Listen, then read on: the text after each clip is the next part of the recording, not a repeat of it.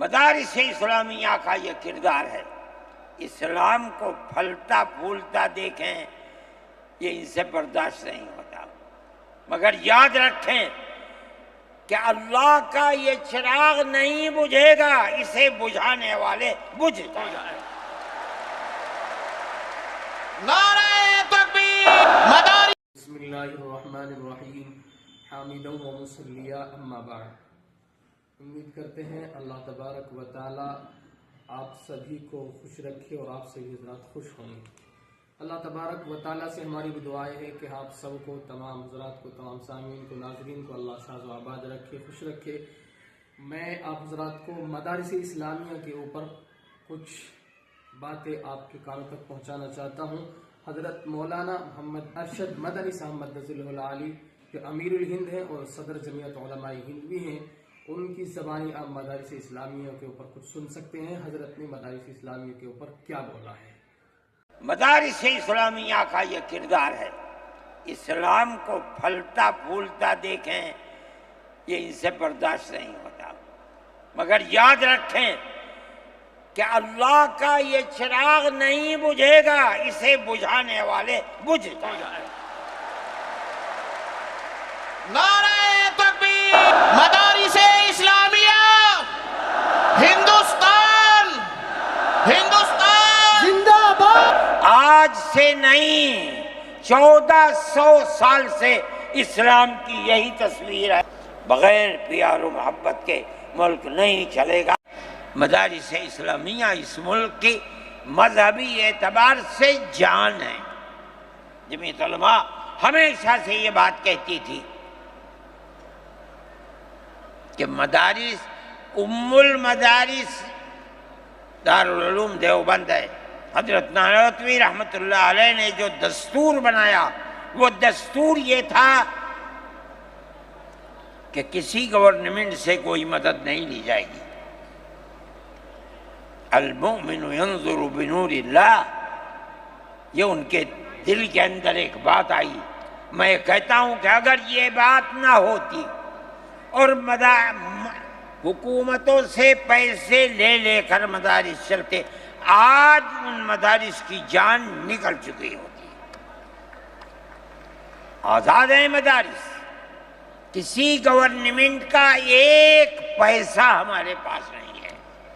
مسلمان رکشہ چلانے والا، مزدوری کرنے والا، دولت مند، کاروبار کرنے والا، ہر مدرسہ ایک ہاتھ سے دیتا ہے، دوسرے ہاتھ کو پتہ نہیں چلتا۔ اللہ کا فضل ہے، اسی طرح مدارس دین کی خدمت کر رہے ہیں۔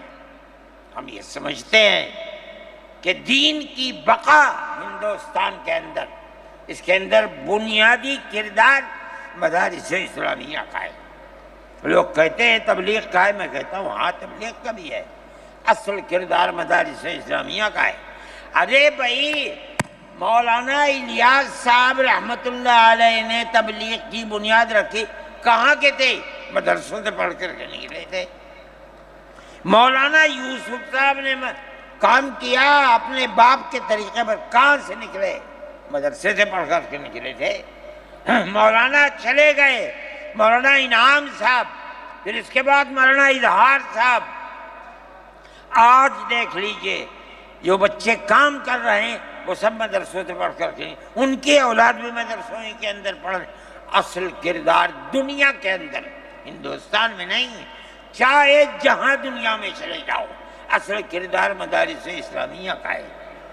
اگر کسی روئے زمین میں آج کہیں کوئی مسلمان اللہ کہتا ہے، میں سمجھتا ہوں دیکھ لو کہیں نہ کہیں کسی مدرسے سے جڑا ہوا ہوگا۔ نعرہ تکبیر مدارس اسلامیہ ہندوستان زندہ باد۔ آئین کا محافظ کون ہے؟ ارشد مدنی، ارشد مدنی، آئین کا میں یہ محافظ کہتا ہوں کون ہے؟ ارشد مدنی، کہ میرے ارشد بھائی، مدنی۔ مدارس اسلامیہ کا یہ کردار ہے۔ اسلام کو پھلتا پھولتا دیکھیں، یہ ان سے برداشت نہیں ہوتا، مگر یاد رکھیں کہ اللہ کا یہ چراغ نہیں بجھے گا، اسے بجھانے والے بجھ جائیں گے۔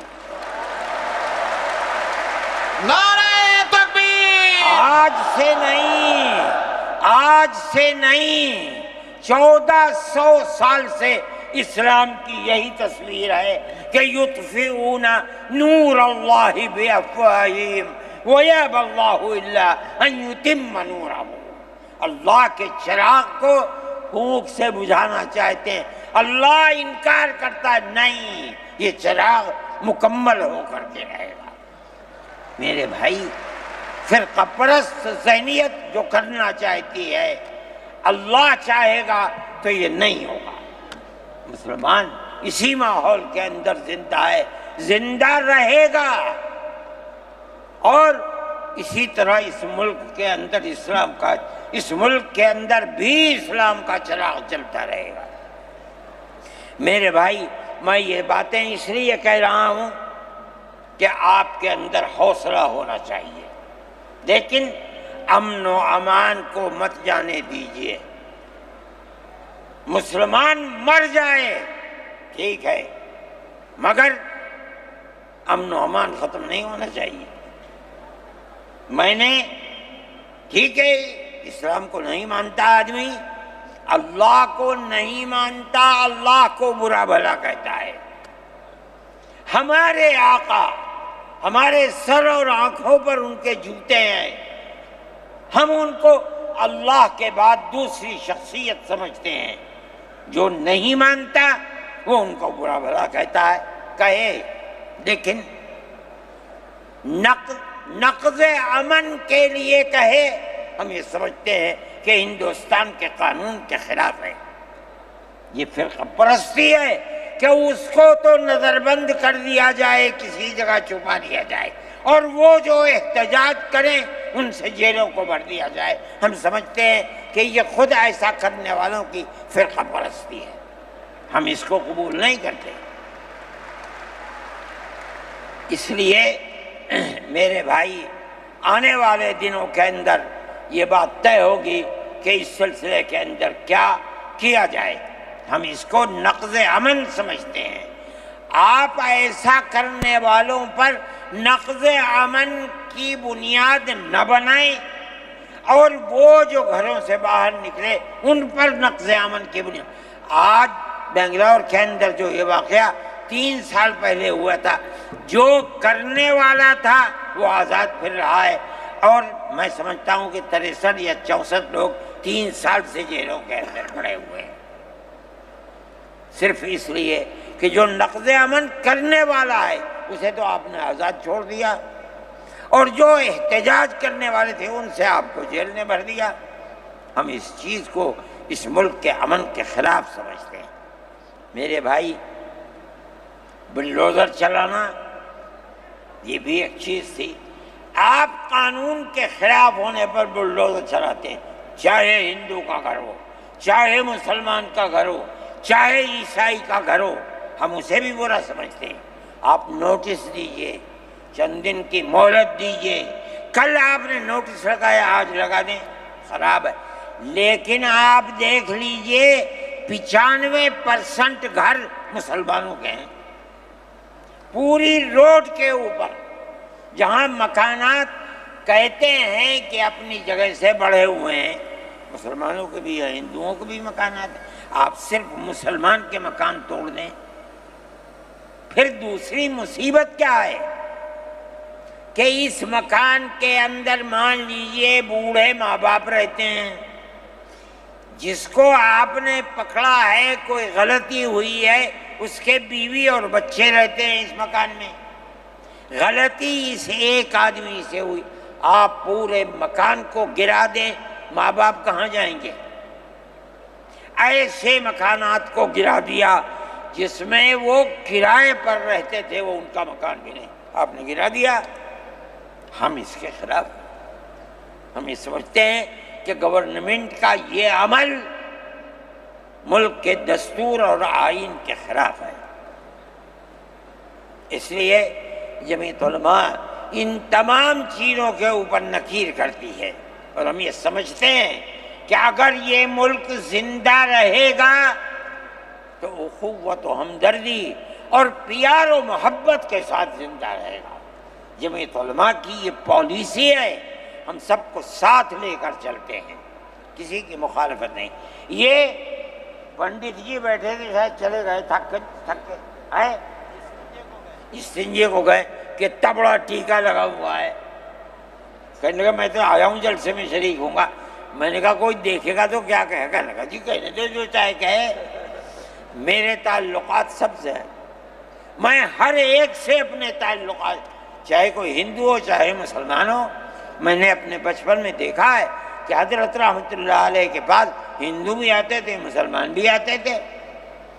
میں نے یہ بھی دیکھا ہے کہ ایک گاؤں کے اندر جھبیرن میں حضرت کار سے جا رہے تھے، میں بیٹھ گیا، وہاں جا کے میں نے دیکھا کہ ایک ہندو جو اس گاؤں کا پڑھا لکھا آدمی تھا، ہو سکتا ہے حضرت کے ساتھ کہیں جیل میں ہو، اس کے یہاں اس زمانے کے اندر جب پانی نکالنے کے لیے انجن کا رواج نہیں تھا، اس نے لگایا اور حضرت کو بلایا تھا کہ حضرت اس کے اندر بسم اللہ کر کے شروع کر دیں۔ حضرت کا بڑھاپا تھا، وہ اسے چلانا، تو وہ بھی لگا اور بھی لوگ لگے اور حضرت بھی لگے اور اسے چلایا اور پانی نکلنے لگا۔ یہ تعلقات تھے، ہم آج بھی اسی کے اوپر قائم ہیں۔ بغیر پیار و محبت کے ملک نہیں چلے گا، آپ کو یہ چلانا پڑے گا۔ آپ اسلام اور مسلمان کی مخالفت کریں اور اسے برباد کریں، یہ چیز نہیں چلے گی۔